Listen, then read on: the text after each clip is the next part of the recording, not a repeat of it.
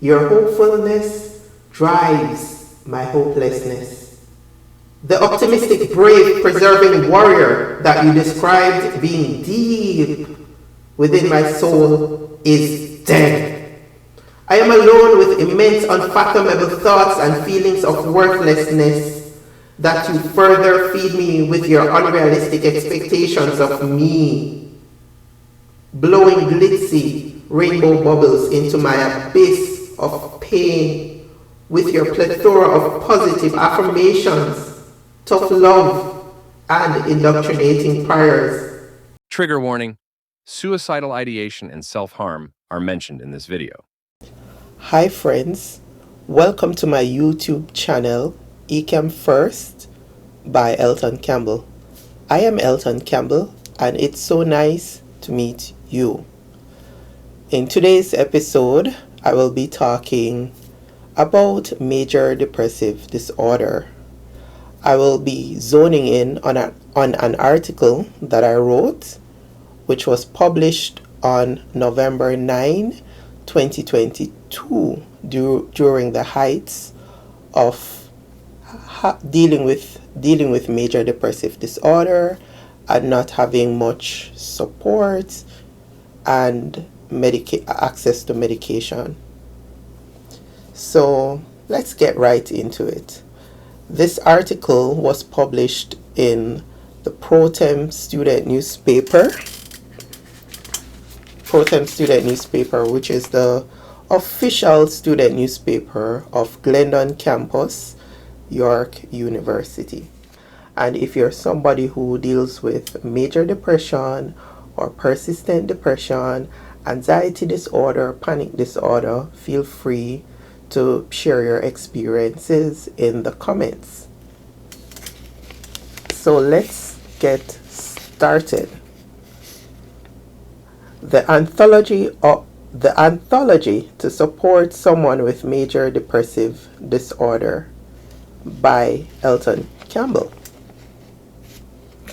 Major depression, also called major depressive disorder or clinical depression, is one of 3 mental disorders I have been diagnosed with.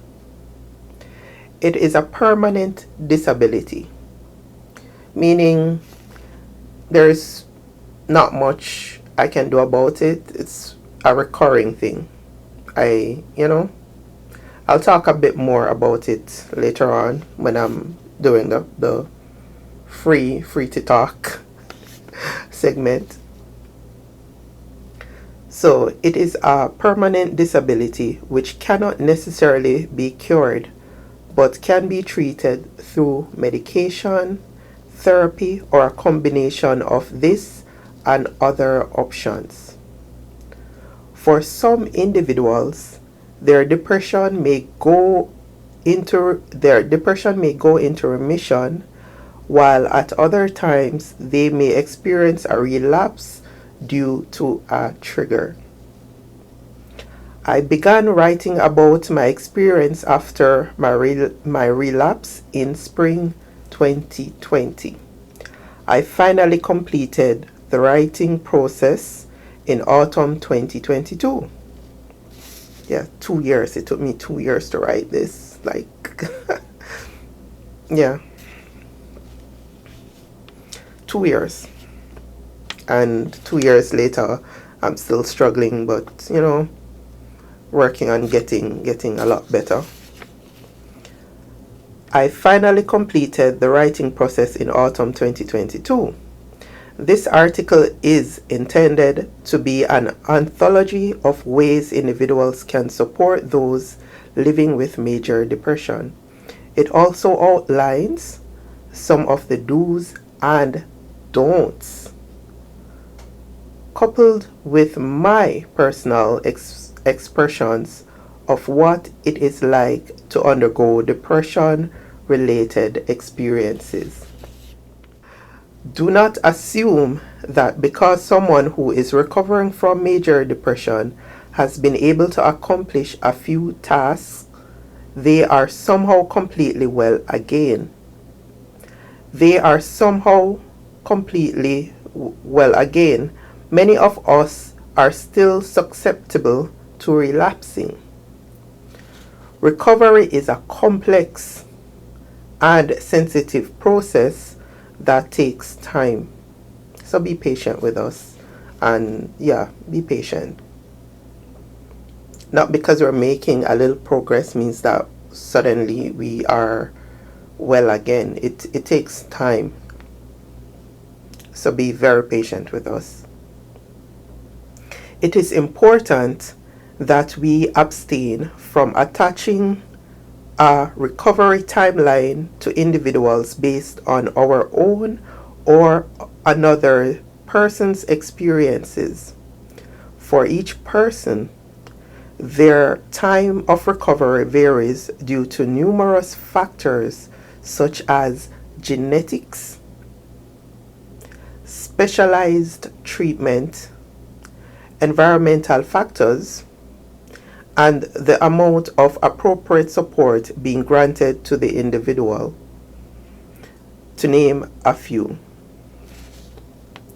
Some may be living with other mental disorders along with major depression, which can cause them to be misdiagnosed or for recovery to be more challenging.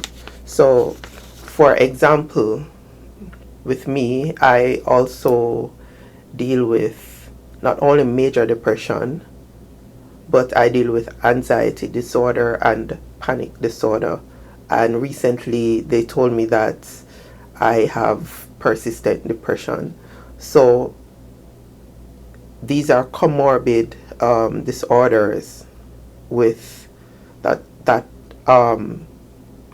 happens like during a major depressive episode. So I I could be dealing with major depression and then I'm dealing with panic disorder and anxiety disorder at the same time, which makes recovery a lot more challenging.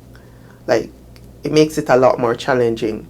And for some people, they may have like other disorders that, because they have so much disorders at one time, they can be misdiagnosed, or recovery time can take a lot longer, because sometimes doctors treat one and then treat the other along the way. So it can be a little bit tricky. So let's get back into the article.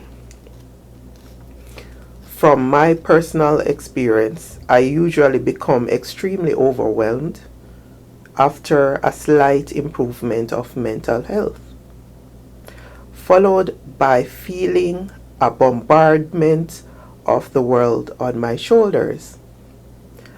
I am already dealing with the guilt of not being able to carry out various duties and responsibilities in the past, trying to pick up the pieces and clear the backlog of work, dealing with all the unfortunate consequences and still struggling with regaining interest in daily activities and wanting to live.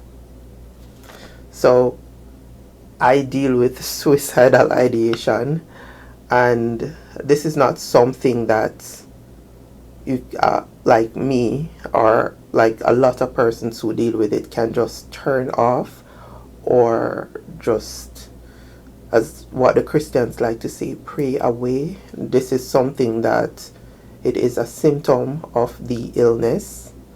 So what is required is proper treatment and support. And support can be someone who checks in on like how I'm doing and show up from time to time. Hi friends, the Anthology to support someone with major depressive disorder continues in part 2, 3, and 4. Thanks for watching.